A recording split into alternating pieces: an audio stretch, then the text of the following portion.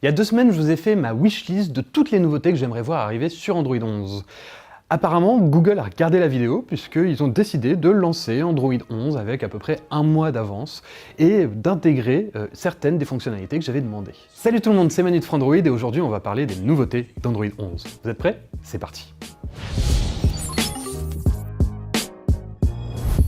Alors déjà, mettons-nous d'accord, c'est pas vraiment Android 11 qui est arrivé, mais la Developer Preview d'Android 11, à savoir une version qui est pensée pour les développeurs, pour qu'ils puissent débugger leurs applications, etc., etc. Plus concrètement, qu'est-ce que ça veut dire? Eh bien, tout simplement que toutes les fonctionnalités qu'on aura dans Android 11 ne sont pas forcément tout de suite implémentées. Par contre, il y a quand même beaucoup de changements qui ont été apportés à Android 11 qui se verront pas forcément au premier coup d'œil, mais qui devraient notamment simplifier la vie aux développeurs et améliorer le système dans son état général. Parmi toutes ces nouvelles fonctionnalités, on peut citer en vrac une préparation à la 5G et à tout le streaming, notamment le cloud gaming, un meilleur support des écrans percés et des écrans qui sont borderless sur les côtés et surtout incurvés, une meilleure gestion du Wi-Fi, une intégration améliorée de la biométrie dans les applications, ça va être pas mal parce qu'en ce moment, pour tout ce qui est reconnaissance faciale dans les applications, c'est pas forcément au top, ou un système de stockage plus sûr, ou une accélération de tout ce qui concerne le machine learning. Mais tout ça, ce sont des modifications qui sont assez peu visibles, que vous n'allez pas voir directement quand vous allez installer Android 11 sur votre smartphone,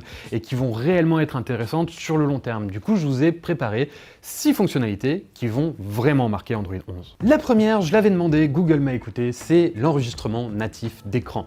C'est tout bête, mais de nombreux constructeurs le font et Google ne le faisait pas encore. Maintenant, on a une petite tuile dans les paramètres rapides qui permet de lancer l'enregistrement vidéo de l'écran et ça marche très bien.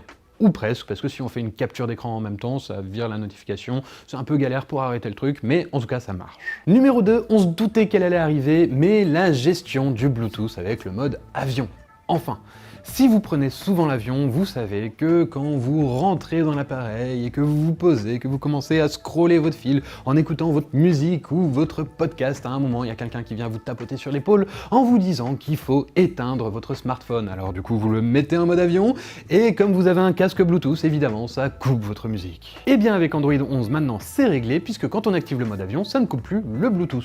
La troisième nouveauté, je l'avais également demandé dans ma précédente vidéo et j'ai été exaucé puisque maintenant on peut programmer le thème sombre. Avec Android 10, on a eu un thème sombre système. Avec Android 11, maintenant, on a un thème sombre système programmable. Ça veut dire tout simplement que vous pouvez décider d'activer ce thème sombre automatiquement, soit à des heures prédéfinies, que vous avez prédéfinies, ou alors à l'heure du coucher du soleil. La quatrième nouveauté que je trouve vraiment intéressante dans Android 11, c'est au niveau de la sécurité, puisqu'on a la possibilité de donner une permission unique à une application.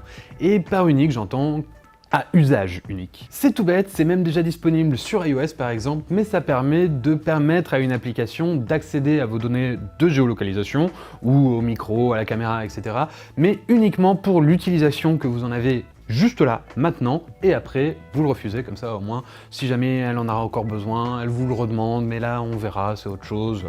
Ce qui compte, c'est maintenant. Numéro 5, ça va pas concerner beaucoup de monde puisque ça ne concerne que les utilisateurs de Pixel 4. Il s'agit d'un nouveau geste disponible avec Soli. Soli, pour ceux qui s'en souviennent pas, c'est le petit capteur radar qui est situé au-dessus de l'écran du Pixel 4, ce qui fait qu'il y a une grosse bordure, ce qui explique en tout cas cette bordure et qui permet de contrôler son smartphone à distance en faisant des gestes. C'est pratique, mais il n'y a pas énormément de gestes pour le moment. Avec Android 11, au niveau de la gestion de la musique, en plus de pouvoir passer d'une musique à la suivante ou à la précédente, et bien maintenant on peut mettre pause. C'est tout bête, on met la paume de la main devant le téléphone, on l'enlève, on la remet si on veut relancer la lecture, et on réessaye plusieurs fois parce que ça marche une fois sur 4 et c'est très frustrant. Et enfin, la sixième nouveauté, et certainement la plus importante d'Android 11, c'est une nouvelle gestion de tout ce qui est messagerie, parce que les conversations, c'est quand même un point important sur un téléphone. Vous voyez les bulles de discussion avec Facebook Messenger, le petit truc qui traîne dans un coin de l'écran, là, avec la pastille rouge pour dire « Hey, vous avez un message !» Et ben, imaginez la même chose, mais pour toutes les applications de messagerie. Enfin, toutes celles qui sont compatibles en tout cas. Alors c'est pas franchement évident parce qu'elles sont pas activées par défaut. Quand vous recevez une notification, il faut cliquer dessus, laisser appuyer, aller dans les paramètres, dire que vous voulez bien l'activer sous forme de bulle, et après, du coup, vous avez votre discussion qui s'affiche dans une bulle flottante sur votre écran. Ça peut être super pratique, mais pour le moment, en tout cas, pour l'activer, c'est pas forcément évident, donc on espère quand même que Google fera des efforts à ce niveau-là. Voilà pour les 6 fonctionnalités qui comptent selon moi sur Android 11, mais on sait jamais, il pourrait y en avoir d'autres qui arriveront d'ici le 3e trimestre, date à laquelle on devrait commencer le déploiement d'Android 11, en tout cas sur les pixels, parce que pour les autres ça peut prendre 1 ou 2 ans de plus, hein, vous connaissez le bail avec Android. Et bien sûr, on sait que Google pourrait rajouter des fonctionnalités d'ici là, notamment on a pu apercevoir un système de screenshot étendu, mais pour le moment c'est pas encore actif, donc il faudra encore patienter. Dans tous les cas, vous pouvez patienter en laissant un petit commentaire dans cette vidéo, en mettant un pouce bleu, en vous abonnant, et moi je vous dis à très bientôt sur Frandroid.